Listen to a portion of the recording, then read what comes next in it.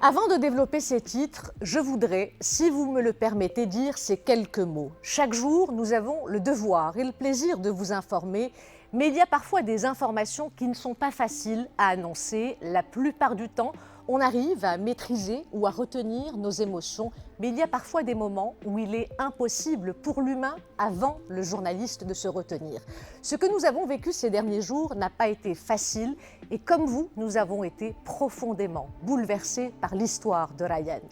Je voulais juste dire ce soir que présenter un journal, ce n'est pas mécanique, ce n'est pas juste lire des phrases sur un prompteur et commenter des images, c'est aussi des larmes qu'on essaye de retenir et de la tristesse qu'on essaye de maquiller.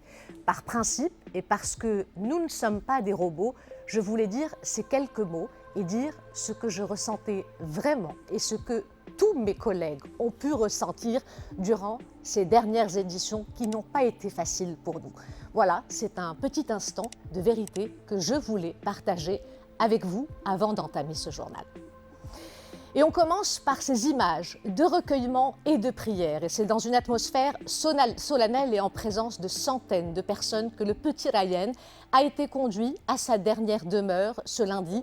Les funérailles de l'enfant de 5 ans ont eu lieu après la prière de Dohr dans le cimetière Zawiya, près de son douar natal de Iran. Salim Ibn Abou, Esther Mzina. L'image que personne ne voulait voir, les funérailles que personne ne voulait vivre. Hélas, par la force des circonstances, elles finissent par s'imposer. L'heure est au deuil. Aux côtés de la famille du petit garçon, une foule d'anonymes rend un dernier hommage à Ryan. Une participation qui fait du bien au papa, même si sa douleur est immense. Je remercie Sa Majesté le roi Mohamed VI, tous les Marocains. Vraiment, tous les efforts ont été entrepris pour sauver mon fils. Alhamdulillah. Nous avons reçu un soutien énorme, un soutien si précieux de la part du peuple marocain dans ce moment très difficile.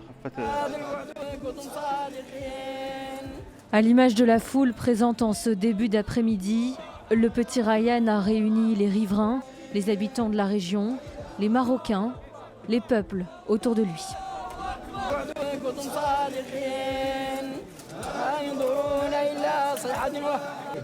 Les habitants de la région sont venus naturellement pour se solidariser avec cette famille.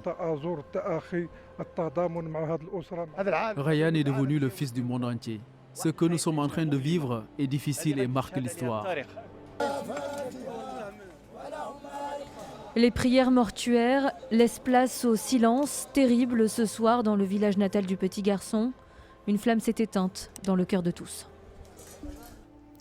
Et c'est au domicile du grand-père de Ryan que la famille a reçu les condoléances. Les autorités ont procédé à la clôture de périmètre de la maison du défunt et de ses parents, où des travaux sont actuellement menés pour emblayer le fossé créé lors des opérations de secours. L'annonce de la mort de Ryan a eu une résonance virale bien au-delà de son petit village. L'histoire du petit garçon tombé dans un puits de 32 mètres a suscité l'émotion au-delà des frontières marocaines. Depuis l'annonce de son décès samedi, des dizaines de milliers de messages de condoléances ont été rédigés sur les réseaux sociaux. Parmi eux, plusieurs chefs d'État et des organisations internationales. Jazia El-Hamed. Si le décès de Ryan a touché l'humanité dans son ensemble, les chefs d'État et organisations officielles ont également été profondément attristés par ce dénouement, à l'image de la section Maroc du Fonds des Nations Unies pour l'enfance. Dans un communiqué, l'agence a souligné que Ryan est la nouvelle icône de l'enfance au Maroc et ailleurs. Une icône saluée par le pape François dans un tweet hier où il mentionne notamment l'une des belles choses: tout un peuple a travaillé pour sauver un enfant. Merci à ces personnes pour leur témoignage. Le président français Emmanuel Macron a été l'un des premiers à partager cette peine avec la famille de Ryan et le peuple marocain. Un message qu'il a publié sur sa page Facebook officielle en français et en arabe. Une immense tristesse avec laquelle Macky Sall a appris la terrible nouvelle. C'est ému que le président sénégalais a présenté ses condoléances à la famille de Ryan, à Sa Majesté le roi Mohamed VI et au peuple frère et ami du Maroc. Un incident qui a capté l'attention du monde entier et qui a secoué l'humanité, que la Mauritanie a suivi avec beaucoup d'attachement. L'histoire de Ryan qui a attristé le pays selon Cheikh Ould Chebeya, le président du Parlement. Même son de cloche en Égypte où le ministère des Affaires étrangères a présenté ses condoléances au Royaume du Maroc et à la famille du défunt, décédé malgré les efforts constants pour le sauver. Des efforts félicités également par Mohammed Ben Zayed, prince héritier et ministre de la Défense d'Abu Dhabi, qui a directement appelé Sa Majesté pour présenter ses condoléances, selon ce journaliste émirati.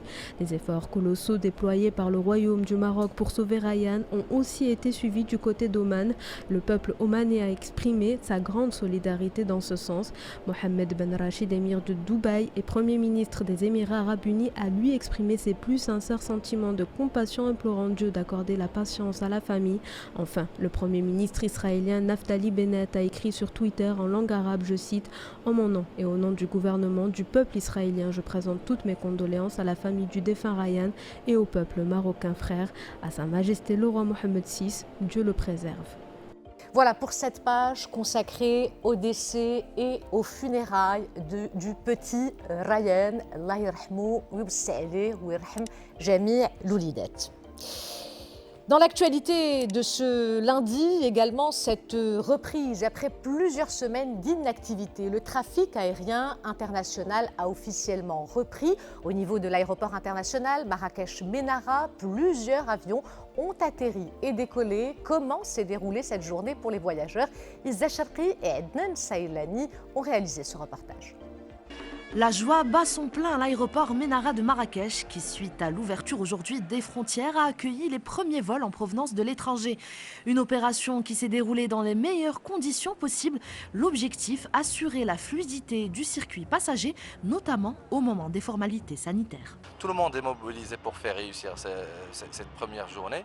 Donc l'arrivée des passagers se passe dans de très bonnes conditions. La fluidité est bonne.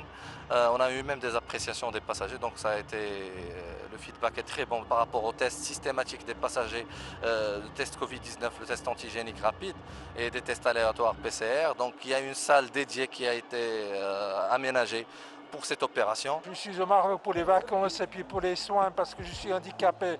Ça va très bien. Les gens sont très aimables. En tout cas, l'assistance est fantastique. Merci pour eux. Et beaucoup se languissaient de pouvoir revenir au Maroc afin de revoir familles et proches et retrouver l'atmosphère chaleureuse du Bercail. J'ai même mis les notifications pour savoir dès que le Maroc allait ouvrir, comme ça je pouvais rentrer. Et ça fait vraiment plaisir, ça fait un très long moment qu'on n'est pas rentré. Par rapport à l'accueil que vous avez reçu et comment ça se passe les formalités? Franchement, pour l'instant, c'était hyper rapide. Je ne sais pas si on est les premiers et j'espère que ça va continuer comme ça en tout cas. Vraiment, on est très contents pour tout ça. Je ne peux rien dire. Ça fait 4 mois qu'on attend ce jour-là. Vraiment, je suis très content. J'aimerais bien voir ma belle-mère et ma famille. C'est pour ça. Les vols continuent d'arriver et sont prévus jusqu'à tard dans la soirée. Une reprise qui démarre déjà sur les chapeaux de roue.